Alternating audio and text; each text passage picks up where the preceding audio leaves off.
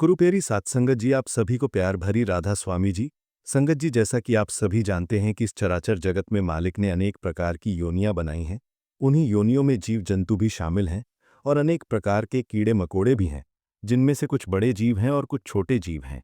और इनमें से कुछ ऐसे जीव हैं जिनको कुछ दुष्ट मनुष्य मारकर खाते हैं। संगत जी, कुछ मनुष्यों के मन में ये सवाल अवश्य उठ रहा होगा कि क्या मालिक ने जीवों को मारकर खाने के लिए बनाया है? क्या मांस खाना पुण्य है या पाप? आज की इस ज्ञानवर्धक वीडियो में हम आपको यही बताएंगे कि जीवों को मारकर खाने से पाप लगता है या नहीं।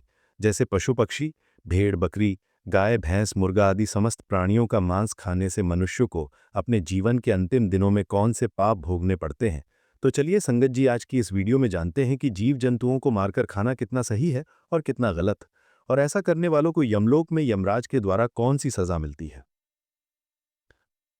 संगत जी, इस कलयुग में ऐसे लाखों करोड़ों लोग मिलेंगे जो मांस खाते हैं और मांस खाने को सही मानते हैं और कहते हैं यदि हम इन जीवों को नहीं खाएंगे तो इनकी संख्या बढ़ जाएगी और ये संख्या में मनुष्यों से ज्यादा हो जाएंगे। इसलिए मालिक ने इन जीवों को हमें खाने के लिए ही बनाया है।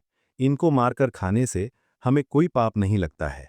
और कुछ लोग ऐसे भी हैं जो जीव को मारकर खाने को पाप मानते हैं और उनका कहना है कि मांस खाने से पाप लगता है और मांस खाने वालों की पूजा आराधना ईश्वर स्वीकार नहीं करते। उन्हें कुंभीपाक नरक में कठोर से कठोर सजा मिलती है। प्रिय संगत जी, आज मैं आपको एक बहुत ही सुंदर साखी के माध्यम से बताऊंगा कि मांस खाना मनुष्यों के लिए कितना सही है और कितना गलत, और भगवान ने मांस खाने वालों के बारे में क्या बताया है और उन्हें नरक लोक में कौन सी सजा मिलती है। एक बार की बात है, भगवान श्री कृष्ण द्वारिका नगरी में अपने सिंहासन पर विराजमान थे।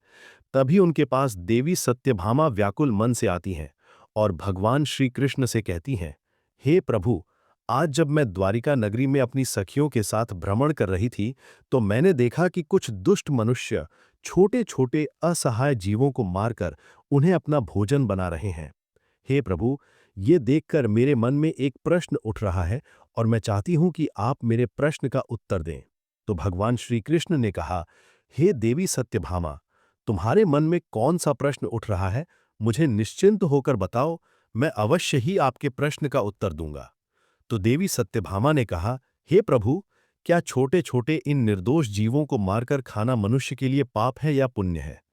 तो भगवान श्री कृष्ण ने मुस्कुराते हुए कहा, हे देवी, मैं आपके इस प्रश्न का उत्तर एक पौराणिक कथा के माध्यम से देना चाहता हूं। इस कथा को सुनकर तुम्हें पता चल जाएगा कि मांस खाना पाप है या पुण्य है। फिर देवी सत्यभामा उत्सुकता से बोली, प्रभु, आप कथा सुनाइए, मैं आपके मुख से कथा सुनने के लिए उत्सुक हूं। संगत जी, भगवान श्री कृष्ण ने कहा, हे देवी सत्यभामा, प्राचीन काल में चंद्रपुर नाम का एक गांव था। उस गांव में एक धनवान व्यक्ति रहता था। उसके घर में धन धान्य की कोई कमी नहीं थी। एक दिन उसने तीर्थ यात्रा पर जाने की योजना बनाई। तीर्थ यात्रा पर जाने से पहले उसने अपने घर में एक विशाल भंडारे का आयोजन किया और गांव के सभी लोगों को उस भंडारे में आमंत्रित किया। गांव के सभी लोग भंडारे में भोजन करने के लिए उसके यहाँ आए। संगत जी, उस धनवान व्यक्ति ने भंडारे में दो तरह के भोजन बनवाए थे, एक शाकाहारी भोजन और दूसरा मांसाहारी भोजन। मांसाहारी भोजन में उसने बकरी, मुर्गा, मछली आदि बनवाया था और सभी गांव वालों को बकरी, मुर्गा और मछली का मांस परोसा गया और गांव वालों ने बहुत स्वाद से खाया। और जो लोग मांस खाना पाप मानते थे, उन्होंने शाकाहारी भोजन खाया। और सभी गांव वालों के भोजन करने के बाद उस धनवान व्यक्ति ने जब ये देखा कि कुछ गांव वालों ने तो भोजन में मांस मछली खा ली, परंतु कुछ लोगों ने इसको हाथ भी नहीं लगाया। और ये देखकर उस धनवान व्यक्ति ने सभी गांव वालों को एक जगह पर बुलाया और उन्हें संबोधित करते हुए कहा, मेरे प्रिय ग्रामवासियों, मैंने आप सभी को ये बताने के लिए एकत्रित किया है कि ये मांस मछलियां और छोटे जीवों को ईश्वर ने हम इंसानों को खाने के लिए ही बनाया है, ताकि हम उनको मारकर खा सकें। और ईश्वर ने अन्य भोजन के साथ साथ मनुष्यों को खाने के लिए मछलियां और कई तरह के छोटे छोटे जीवों को जन्म दिया है। उस धनवान व्यक्ति की ये बात सुनकर सभा में बैठे एक 18 वर्षीय लड़के ने कहा, श्रीमान जी, आप गलत कह रहे हैं। उस नवयुवक लड़के की इस बात को सुनकर वहां उपस्थित सब गांव के लोग आश्चर्यचकित हो गए और उसकी तरफ देखने लगे। तभी उस धनी व्यक्ति ने कहा, बेटा, तुम्हारे कहने का मतलब क्या है? तब उस लड़के ने बहुत ही सरल स्वभाव में कहा, श्रीमान जी, इस संसार में समस्त जीवों को परमात्मा ने बनाया है लेकिन इनको मारकर खाने के लिए नहीं, बल्कि इनको अपना जीवन जीने के लिए। और ये छोटे छोटे जीव भी पृथ्वी पर रहने वाले मनुष्यों की तरह ही जन्म लेते हैं, और मनुष्यों की तरह ही उनकी भी मृत्यु होती है। और जिस तरह हम मनुष्यों को चोट लगने पर पीड़ा होती है, उसी तरह उन्हें भी पीड़ा होती है। और इस संसार में कोई भी प्राणी किसी अन्य प्राणी से श्रेष्ठ नहीं है, बल्कि सभी जीव जंतु और मनुष्य समान है। वो अलग बात है कि ईश्वर की कृपा से मनुष्यों की बुद्धि ज्यादा विकसित है और जीव जंतुओं की कम। लेकिन इसका मतलब ये नहीं कि आप ज्यादा शक्तिशाली हैं तो अपने से कम शक्तिशाली वाले जीव को मारकर उन्हें अपना भोजन बनाएं। श्रीमान जी, यह कहना गलत है कि ईश्वर ने छोटे जीवों को हमें खाने के लिए बनाया है। हम अपने स्वाद के लिए और अपनी जीविका के लिए और भी चीजें खाकर अपना पेट भर सकते हैं। ईश्वर ने हमें जीव जंतुओं से अधिक बुद्धि दी है। इसका मतलब ये नहीं कि हम अपने शरीर के पोषण के लिए किसी को भी मार खा सकते हैं। यदि कोई जीव जंतु आपसे कमजोर है, तो इसका मतलब ये नहीं कि आप उन्हें मारकर खाओगे और भगवान ने उन्हें आपके खाने के लिए बना दिया। अगर आपको छोटे जीवों को मारकर खाने में अच्छा लगता है, तो ठीक उसी प्रकार शेर, चीता और बाघ जैसे बड़े जानवरों को हमारे शरीर का मांस बहुत स्वादिष्ट लगेगा, और वे जब चाहें हमें पकड़कर अपना भोजन कर सकते हैं। तो इसका मतलब ये कदापि नहीं है कि ईश्वर ने हमें शेर, चीता और बाघ के भोजन के लिए बनाया है। यदि आप ऐसा मानते हैं कि मुर्गा, मछली, भेड़, बकरी को भगवान ने हमारे भोजन के लिए बनाया है, तो फिर शेर, चीता, बाघ से अपनी रक्षा क्यों करते हो? भगवान ने आपको भी तो उनके भोजन के लिए बनाया है, तो आप शेर, चीता और बाघ जैसे जानवरों से खुद को क्यों बचाते हो? आगे वो लड़का उस धनवान व्यक्ति से कहता है, हे श्रीमान, जिस प्रकार आपको अपना शरीर प्यारा है, आपको अपनी जान प्यारी है, उसी तरह सभी प्राणियों को अपनी जान प्यारी है और अपना शरीर प्यारा है, चाहे वो छोटा जीव हो या बड़ा। मनुष्य अपने आप को सभी जीवों से श्रेष्ठ समझता है, परंतु वास्तव में ये मनुष्य कभी-कभी मूर्खों वाले काम करता है। ये दुष्ट मनुष्य अपने से छोटे जीवों को मारकर खाते हैं। संगत जी, इस तरह उस नवयुवक लड़के की बात सुनकर उस धनवान व्यक्ति का मुंह बंद हो गया और वो सभा के सामने बहुत लज्जित हुआ। और गांव के सभी लोग उस लड़के की इन बातों से सहमत हो गए। और फिर भगवान श्री कृष्ण ने देवी सत्यभामा से कहा, देवी, मैं तुम्हें भगवान शिव जी का एक और उपदेश सुनाता हूँ। इस उपदेश को स्वयं भगवान शिव जी ने माता पार्वती को सुनाया था। हे देवी, इस उपदेश को सुनने के बाद आपको पता चल जाएगा कि मांस खाना पाप है या पुण्य। तो देवी सत्यभामा ने कहा, सुनाइए प्रभु, इस कथा को पूरा मन लगा के सुनना, नहीं तो कथा आपकी समझ में नहीं आएगी।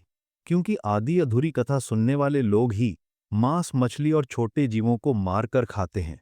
जो कथा को पूरी सुनता है, वह जीवन में ऐसा पाप कभी नहीं करता है, और उसके घर में माता लक्ष्मी जी वास करती हैं।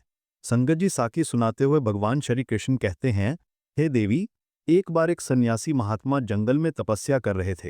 तभी उनके पास एक छोटा सा मृग तेजी से भागता हुआ आया और उनके पीछे छुप गया। वह हिरण बहुत भयभीत था। उस भयभीत हिरण को देखकर सन्यासी महात्मा की तपस्या भंग हो गई, और उन्होंने गुस्से में उस हिरण से पूछा, हे मृग, तुम इतने डरे हुए क्यों हो? तुम्हें क्या परेशानी है और किसके डर से तुम मेरे पीछे छुपे हुए हो? संगत जी, वे सन्यासी महात्माओं से हिरण से ये पूछ ही रहे थे, तभी वहां पर एक व्याध आ पहुंचा, जिसके हाथ में धनुष और बाण थे। वह व्याध सन्यासी महात्मा से कहने लगा, हे सन्यासी, इस हिरण को मुझे दे दो। मैंने इस हिरण को अपना शिकार बनाने के लिए इसका पीछा काफी दूर से किया है, इसलिए इस हिरण पर मेरा अधिकार है और ये मेरा शिकार है। मैं इसे मारकर अपना भोजन बनाऊंगा।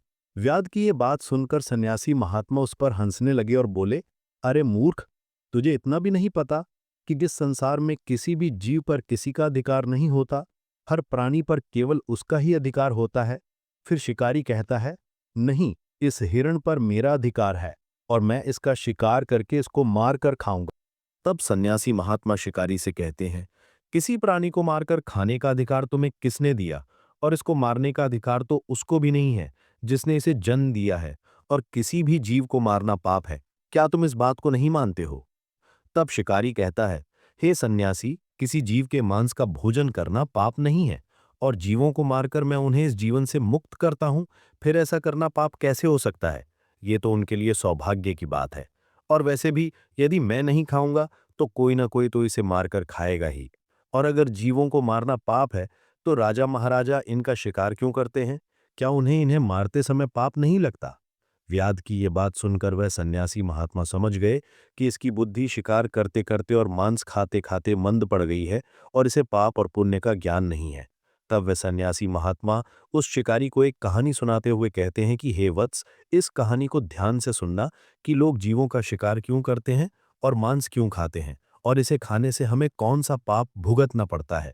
तब कहानी सुनाते हुए सन्यासी महात्मा कहते हैं, हे व्याध, एक बार अंग देश में भयंकर अकाल पड़ गया था। लोगों की फसलें पूरी तरह से नष्ट हो गई थीं। वहां के लोग भोजन की तलाश में इधर उधर भटकने लगे और लोग भूख से मरने लगे थे। अपनी प्रजा की ये दशा देखकर वहां के राजा को इस बात की बहुत चिंता हुई कि लोग भूख से मर रहे हैं और वह उनके लिए कुछ भी नहीं कर पा रहा है। तभी उस राजा ने एक सभा बुलाई और अपने मंत्री से पूछा कि लोगों को इस भोजन के अकाल से और भूखमरी से कैसे बचाया जाए। राजा की बात सुनकर सभा में उपस्थित सभी मंत्री महामंत्री सोच में पड़ गए ही कि इसका उपाय क्या है। तब उस सभा में एक मांस खाने वाला व्यक्ति बैठा था। उसने सोचा कि मांस को भोजन में शामिल करने का ये अच्छा मौका है। यदि राजा की अनुमति मिल गई तो हम खुलेआम जीवों को मारकर अपना भोजन बना सकेंगे और मनमानी करेंगे। कोई रोक टोक भी नहीं होगी। उसने राजा को सुझाव देते हुए कहा, महाराज, इस भुखमरी से बचने का एक विकल्प है। क्यों ना हम जीवों को मारकर उनका मांस खाएं। इससे भुखमरी का संकट भी दूर हो जाएगा और भोजन का अकाल भी खत्म हो जाएगा। इसमें धन भी खर्च नहीं होगा और हमारा पेट भी भर जाएगा। सभा में बैठे सभी लोगों को ये बात सही लगी और सबने बोला, महाराज, भुखमरी से बचने का यही एकमात्र विकल्प है। लेकिन राजा के महामंत्री को उस व्यक्ति की ये बात बिल्कुल सही नहीं लगी और वो सभा में चुपचाप बैठा था। तब राजा ने पूछा, महामंत्री जी, आप चुप क्यों बैठे हो? तब महामंत्री ने कहा, महाराज, जीवों को मारकर खाना सही नहीं है और मैं अपनी राय आपको कल दूंगा। और रात होते ही मां मंत्री जी उस व्यक्ति के घर गए जिसने मांस खाने की बात कही थी, और मंत्री ने उस व्यक्ति से कहा, भाई, आज शाम को अचानक से महाराज की तबीयत बहुत खराब हो गई है और वैद्य ने कहा है कि यदि राजा को किसी मोटे ताजे और हष्ट-पुष्ट इंसान का थोड़ा सा मांस खाने को मिल जाए तो वह पूरी तरह से ठीक हो जाएंगे। और तुम मुझे हष्ट-पुष्ट और मोटे ताजे दिख रहे हो, इसलिए मैं आपका मांस लेने आया हूं और मुझे विश्वास है कि आप राजा को बचाने के लिए हमें अपना मांस जरूर देंगे। यदि तुम हमें अपने शरीर से थोड़ा सा मांस दे दोगे तो महाराज ठीक हो जाएंगे। इसके बदले में महाराज तुम्हें बहुत सारा धन देने के लिए तैयार है। महामंत्री की ये बात सुनकर वो आदमी बहुत डर गया और वो भागता हुआ अपने घर के अंदर गया और अपने घर से बहुत सी स्वर्ण मुद्राएं लाकर महामंत्री को दे दी और कहा, महामंत्री जी, आप मेरे शरीर के मांस के बदले ये स्वर्ण मुद्राएं ले लीजिए और इन स्वर्ण मुद्राओं से किसी और का मांस खरीद लीजिए। फिर महामंत्री बोले, नहीं भाई, राजा ने आपका ही मांस लाने को कहा है क्योंकि आप बहुत हष्टपुष्ट हैं और थोड़ा सा मांस देने से आपका कुछ नहीं बिगड़ेगा और राजा की जान भी बच जाएगी। और इसके बदले महाराज तुम्हें राजकीय सलाहकार के पद पर नियुक्त कर देंगे। ये सुनकर वो व्यक्ति महामंत्री के पैर पकड़कर बोला, मंत्री जी, मुझे माफ कर दो, मैं अपने शरीर का मांस नहीं दे सकता। इतना कहकर वो वहां से भागने लगा। मंत्री ने कहा, तुमको यहां से भागने की कोई जरूरत नहीं है। यदि तुमको अपना मांस नहीं देना है तो मत दो, मैं तुम्हारी ये स्वर्ण मुद्राएं लेकर जा रहा हूं। इतना कहकर महामंत्री वहां से चले गए और इसी प्रकार एक एक करके महामंत्री नगर के सभी घरों में गए और सबसे इसी तरह अपने शरीर से थोड़ा मांस देने का आग्रह किया। लेकिन सब ने मांस के बदले अपने अपने घर से लाकर स्वर्ण मुद्राएं दी।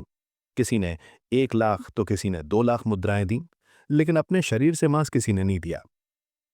फिर महामंत्री उन मुद्राओं को लेकर अपने घर चले गए और अगले दिन सुबह सुबह सारे लोग राजा को देखने उसके महल पहुंचे और महामंत्री भी उन मुद्राओं को लेकर राजा के दरबार में पहुंच गए और उन मुद्राओं को राजा के सामने रख दिया।